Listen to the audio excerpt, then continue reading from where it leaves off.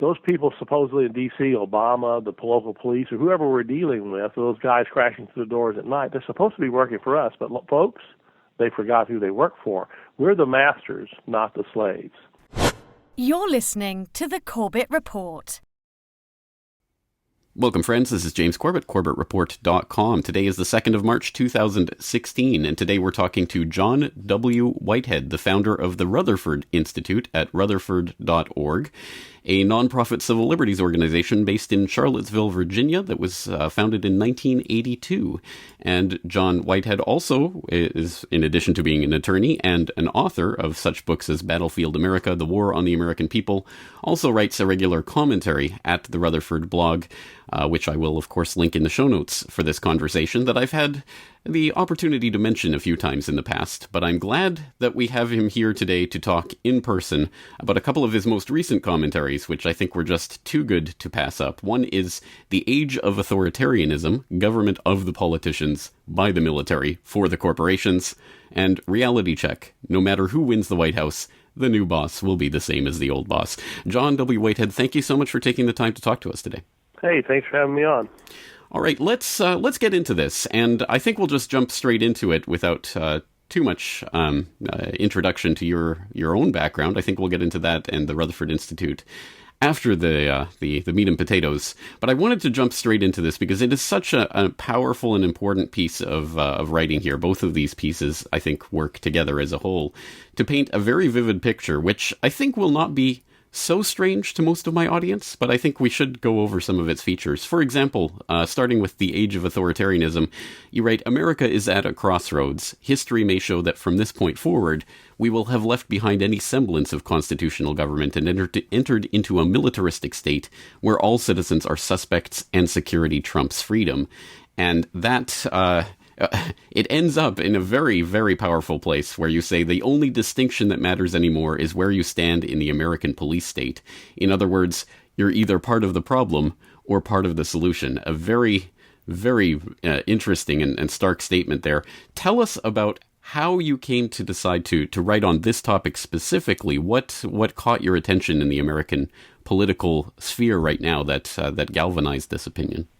Well, I've been studying the development of America in terms of freedoms over the last 35, 36, 37 years, and it's been a progressive, use the word train. The train left the station a long time ago on freedom, and what I mean by that is just the amount of data that's collected on American citizens, how the police, not only the police, but federal agencies now are armed. The fact that up to 500 innocent citizens are shot each year by police, which is, if you go to other countries around the world, it's staggering when you find out in some countries the police don't shoot anybody, basically. In this country, we have that problem on a daily basis. You have the National Security Agency, which has not been reeled in at all by the American government. They download almost 2 billion emails a day, our text messages, our Facebook posts. The post office, most people don't realize this, they record at least 160 billion pieces of mail annually. They photograph everything, open some mail to see what people are doing. So in this country, in America, you're totally watched all the time. We live in an absolute surveillance state. You have the police armed with what they call stingray devices in their cars in this country, which are given to them free by the federal government, which can drive by your home. They act as fake cell phone towers. They download your phone calls, your position, your laptop information. The FBI got caught. They now admit it, that they're flying over America with so-called private airplanes, Cessnas, out of the 7 major airports with what they call dirt boxes, which operate the same way as the stingray devices in police cars. They act as fake cell phone towers, gathering all the information. When you go into most large cities today, they have what they call real-time crime centers, which track wherever you go, where you stop, where you shop, what you do. So everything that George Orwell wrote about, Philip K. Dick, and I highlight all this in my book, Battlefield America, the people who wrote about the future is here now. I'm trying to wake people up. And the future is always here. There have been some great writers in the past who have said this. When you're discussing a topic, when it's openly being debated in society, do we live in a police state? People are talking about that all the time. You live in it. Because by the time that people wake up, especially the way modern media operates today, by filtering information. It's not what you see on the news, it's what you don't see on the news. I mean, when I talk to journalists, by the way, Jim, and I say there are over 80,000 SWAT team raids occurring in America annually, 80,000 up from 3,000 in the 1980s, they look at me like, what? They don't report any of that. And, as I show in my book, Battlefield America, Americans are getting blown away. Americans who have done nothing in their homes, these guys crashing through the door at night, armed police shooting people. So those kind of things, when I see the facts, and those are absolute facts, it's enough to make you question where you live. It certainly is. And you paint a very vivid picture of that in this editorial where you talk about, I like the way that you break down the government into its constituent components, not just the executive, legislative, and judicial that everyone is taught in grade school, but also the shadow government, law enforcement, a suspect surveillance society, military empire. There are so many different aspects to this that all impinge on whatever is left of American freedom or the semblance of liberty. And I think this culminates in a very interesting couple of paragraphs where you point out that there are essentially 4 camps of people left in the United States. You say in the first camp are those who trust the government to do the right thing, despite the government's repeated failures in that department. In the second camp are those who not only don't trust the government, but think the government is out to get them. In the third camp are those who see the government neither as an angel nor a devil, but merely as an entity that needs to be controlled, or as Thomas Jefferson phrased it, bound down for mischief with the chains of the Constitution. Then there's the fourth camp, comprised of individuals who pay little to no attention to the workings of government, so much so that they barely vote, let alone know who's in office. Easily entertained, easily distracted, easily led. These are the ones who make the government's job far easier than it should be. Now, it seems to me from those couple of paragraphs that you're laying the majority of the problem at the doorstep of that fourth camp, but perhaps you can elaborate on that. Yeah, it's the fourth camp. Most Americans have no idea what's going on. Like I say, when I talk to seasoned journalists and I point out what the NSA is doing, when I tell them that, and see, again, it's not reported. The government has secret underground bases across the United States. That Washington Post finally broke a story. It's called Mount Weather. It's up in Northern Virginia. It's like a shopping mall, but it's underground. It's where the elite, when 9/11 happened, as the Washington Post wrote, the limousines lined up outside of Mount Weather, people escaping underground, was staggering. But they don't tell. See, it's secret. They don't tell us things. They don't have a place where we can go hide, the average citizen, if there's an economic disaster, if there's an environmental disaster or a terrorist attack. The government is prepared. In 2014, Princeton University, in conjunction with some other universities, issued a report. It was detailed. I advise people to go read it who live in this country. They did a study of 2 decades of policies, legislation passed in Washington, D.C., and the conclusion they came to, these are the professors, was that we live in an oligarchy controlled, what they said, by an economic moneyed elite, that the average American has virtually no impact on the government. So when you get elections today and people are voting whatsoever, we're being told by the people who have studied the thing that voting doesn't really work anymore in terms of influencing policy. So we live in a government, in my opinion, that doesn't seem to care about the average American. You can be arrested. We handle these cases.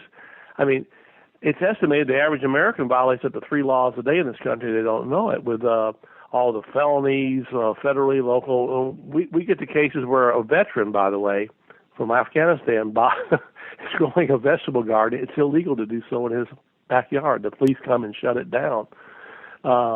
And so people are getting arrested. One guy spent 3 weeks in jail in Texas for overgrown grass in his yard. It was against the law to have grass over a couple inches high. That's what we're seeing in this country, but you have to pay attention. But as I write, most Americans, when I say here are the facts, I'm not a conspiracy theorist, by the way. This is all backed up by Washington Post, or they don't know what's going on. And that's the problem. As Jefferson, all the great early Americans said, Washington, Madison, who wrote the Bill of Rights, by the way, said the way to keep free government is by knowledgeable citizenry that's there. And as James Madison said, take alarm at the first experiment with liberties. And we haven't done that. So this country, according to the government itself, could lock down at any moment. Well, I would just say that the American government is probably on its 400th experiment with liberty at this point, and yeah, there's still very little. 4,000. Yeah, 4 millionth. Yeah, unfortunately, and but this I think ties into the second part of this two-part commentary: reality check. No matter who wins the White House, the new boss will be the same as the old boss, and I think it is an important reality check for a lot of people who get so caught up, so emotionally invested in the presidential circus that comes around every 4 years, as if the change from Bush to Obama, for example, changed anything fundamentally about the system. But every time people kept up with Obama, he was against everything Bush supposedly did. Military, he got the Nobel Peace Prize, and last year America dropped over 23,000 bombs in the Middle East. This is by the president who won the Nobel Peace Prize.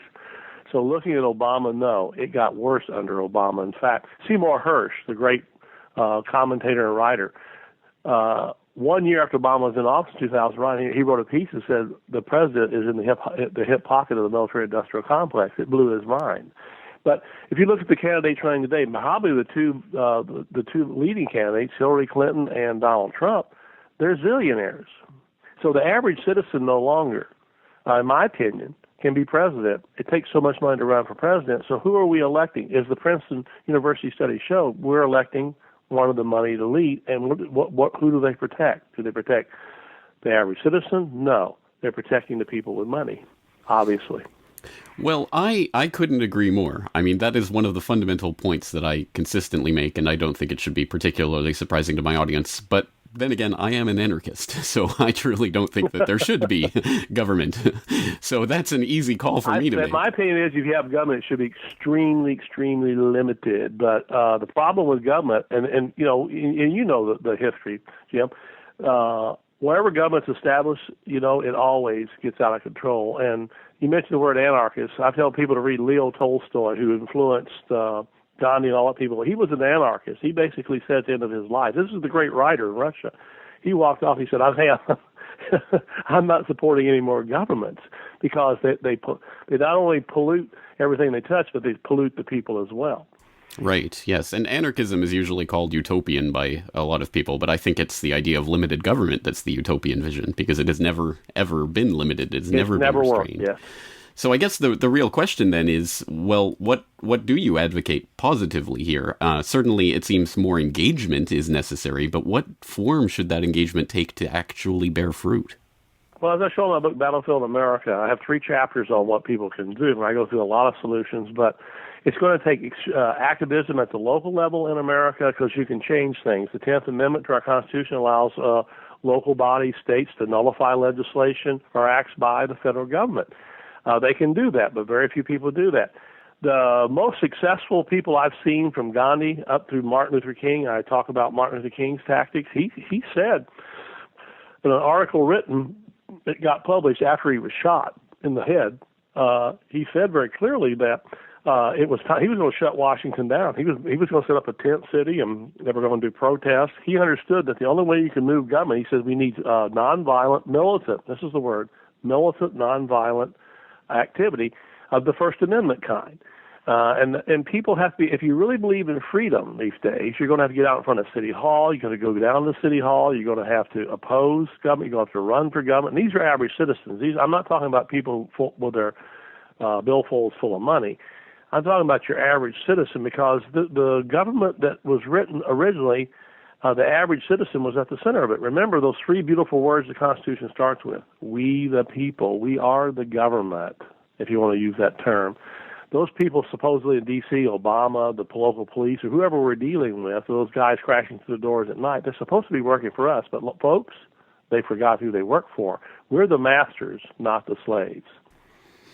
Well, everyone his own master, I think most anarchists would argue, but I certainly agree with the sentiment, and I hope people will check out these commentaries in particular. We can't really do justice to them in a conversation like this, but they have a lot of very pertinent facts and information in there, and I think make an extremely important point as people once again get suckered into a new round of Hope and Change 2016 edition, where they think the presidential circus is going to solve any of their problems. So I hope people will check out these commentaries. Again, I'll link them in the show notes. But I must admit, I have found your commentaries extremely insightful and very to the point. I like the way they're written. I like the facts and ideas they contain.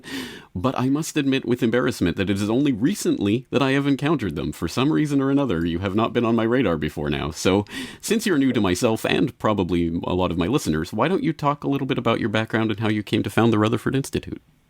Yeah, I was a young lawyer, and I was working with groups like the ACLU and other national, and the kind of people that were coming to me, the farmers, the poor, they wouldn't represent.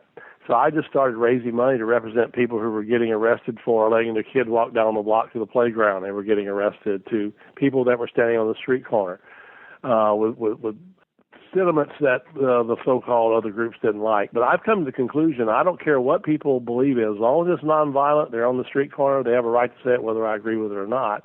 So basically, poor people, I've defended everybody from veterans that have been snatched up by the police, by the way, and people go to our website at rutherford.org, rutherford.org, and see some of the Brandon Robb case. He was a Marine jerk from his home for doing Facebook posts about Obama. He was put in a mental hospital for a week, and we got him out. No one would touch that case, but we actually got him out of the mental hospital, and the judge really shouldn't have been there in the first place. But I found out there's 1.5 million people in America that disappear every year in the mental hospitals. They're called civil commitment. Again, most people don't hear about that. So the kind of, I just wanted to make sure that the average citizen could get their day in court, and that's what the Rutherford Institute's all about. Well, you have obviously worked with some really interesting cases that I hope we will have the chance to talk about at more length in the future now that we're in touch. So I thank you again for your time. I will direct people once again to rutherford.org for more of your writings, and also, of course, to your book, Battlefield America, which will also be linked up in the show notes. But I think we'll leave it there for today. John W. Whitehead, thank you so much for taking the time. Thank you, sir. The Corbett Report is brought to you by the Corbett Report subscriber, a weekly newsletter featuring James Corbett's International Forecaster editorial, recommended reading and viewing, discounts on Corbett Report DVDs, and once a month, a subscriber-only video. Sign up today to start receiving your copy at corbettreport.com/support.